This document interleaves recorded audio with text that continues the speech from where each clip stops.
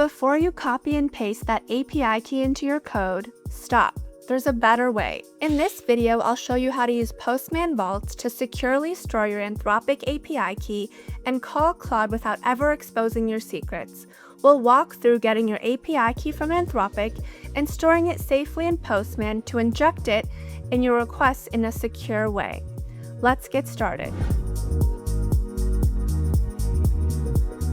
So first we need to get an Anthropic API key. We're going to go to console.anthropic.com. From here, we're going to click on API keys under Manage. Then click here on Create Key. Let's call this my secret key. Now, when this pops up, it's not going to pop up again. You're not going to be able to view it again, so make sure you copy it. Great. Now we have this API key that we can go ahead and use in Postman. So now let's open Postman. And I have this request I want to use, and it does need this Anthropic API key. The way that I'm going to insert this securely is I'm going to go down here to where it says Vault on the bottom right, and it's going to open this local vault. I'm going to add a new secret and call it Anthropic secret key,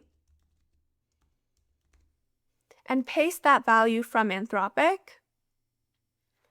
So now when I go back to the request, we can see this is no longer red. It's validated that API key, and it can use this in the request now. So all I'm doing in this request is I'm telling Claude, tell me a fun fact about APIs, and that's the request. So when I run this now, let's see what happens.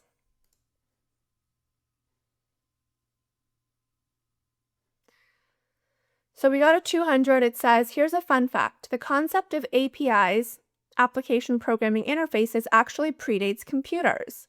And this is, a fun fact. I could ask it anything here and it'll talk to Claude. This is how you can securely store different secrets and different API keys securely and safely with Postman Vault.